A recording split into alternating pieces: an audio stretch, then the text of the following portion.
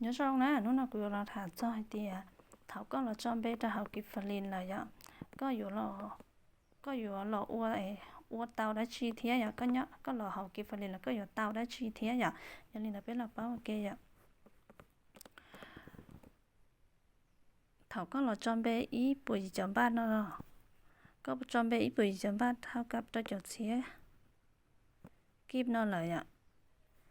cóอยู่tao xuân lụt cho nên có 9% cho nên có 9%ตัวย่างให้เตี๋ยก็รออยู่ของนะก็รออยู่อีลูกชุดส่วนเนี้ยเอาปวดบ้าอ่ะเลยอยู่ลุดแล้วก็ยาจี้เจ้าขอจี้เจ้าหน่อยนั่นก็ขอไอ้นั่นก็9%เนี่ยเลยอยู่ลุดแล้วก็ยาจี้เจ้าบ้าอยู่ชัวยาอีปวดจี้เจ้าบ้าก็อยู่เต้าของเด็กตรงกี้ยาอีปวดจี้เจ้าบ้าหน่อยอ่ะเลยลุดนั่นก็9%แล้วก็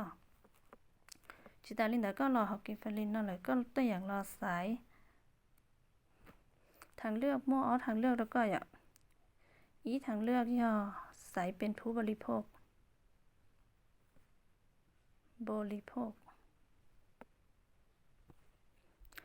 ใส่เป็นผู้บริโภคผู้บริโภคเนาะ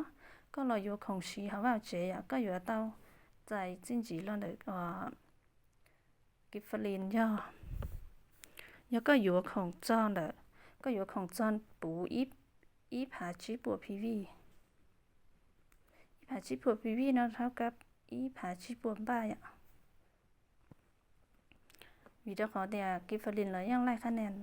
อีบ้าที่อีพีวีก็รออยู่ของจอปูอีผาชิปวดพีวี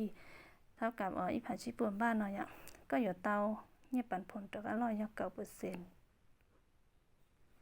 ที่ชิตาลินเลยก็ยังมอบประกันภัยคุ้มครองก็ที่ก็ตุจิงกันเนี่ยยออี100,000 บาทกรณีเกิดอุบัติเหตุเสียชีวิตเรายังไม่100,000 บาทเนาะเจ้าเนี้ยแล้วก็อีหลัง100,000 บาทอ้อหลังจะอ้อแสนปลดเจ้าแล้วนะยอดเราขั้นเนาะก็อยู่เตา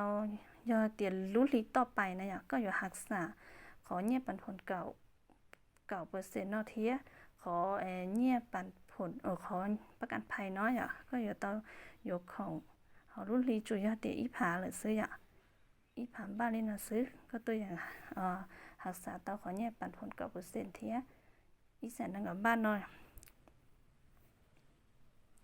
ยกกรณีก็ลอยก็ฮอลอยอยู่ของเจ้าปูเจ้าจั่วผาพีวีก็อยู่เตาจั่วผาพีวีนะเท่ากับจั่วผาบ้าก็อยู่เตาใจเนี่ยปันผล90%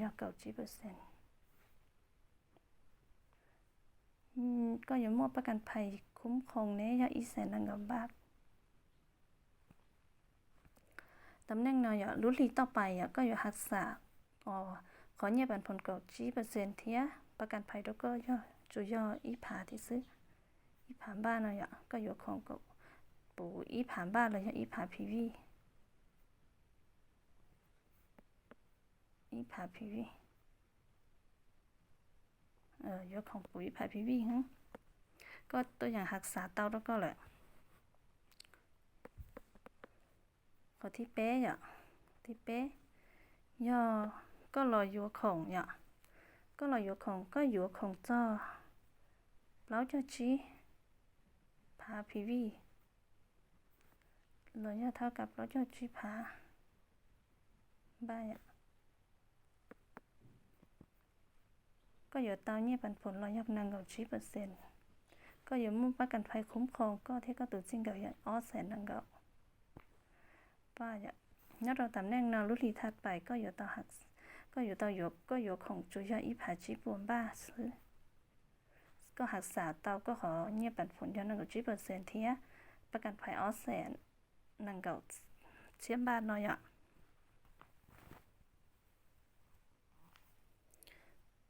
กรณีน้อยกรณีเป็นผู้บริโภคช่องทางที่ก็รอสายว่าเป็นผู้ให้เตียเป็นนักธุรกิจเลยเป็นธุรกิจเนี่ยก็รอว่าก็รอว่าเป็นธุรกิจสร้างรายได้แล้วก็เนี่ย เป็นธุรกิจเราว่าเป็นธุรกิจก็เราว่าเป็นธุรกิจเนี่ยหนึ่งอยู่มั่วก็อยู่ตลอดอีอย่างเยอะสามารถสร้างรายได้เสริมแล้วก็ได้เสริมก็อยู่ตลอดกระเป๋าอยู่แล้วตลอดกระเป๋าเรียนรู้การตลาดเ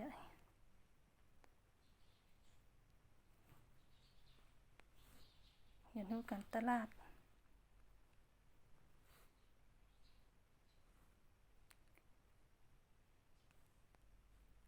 เขาเนาะก็อยู่ต้องขยายเครือข่าย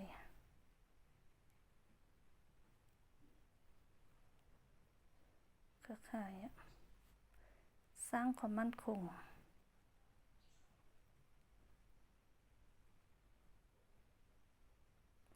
เราว่าเป็นธุรกิจเรายอดเดียนเราว่าเป็นอาชีพแล้วก็อย่างนั้นน่ะหนึ่งก็ยังเริ่มต้นอีอย่างลิยอจอเป้เขาสอนรอยก็ยังเริ่มต้นอีอย่างลิเป้เขาสอนรอแต่ชิมาก็อยู่ตลอดเกิดสีก็สาว่าเป็นธุรกิจอาชีพแล้วก็อยู่ตลอดเกิดก็จะสร้างรายได้เสริมแล้วก็อยู่ตลอดเกิดเป้าต่อการตลาดอยู่ตลอดขยายเครือข่ายสร้างความมั่นคงแล้วก็ก็ที่เหลือตัวอย่างว่าเต้าก่อนนึก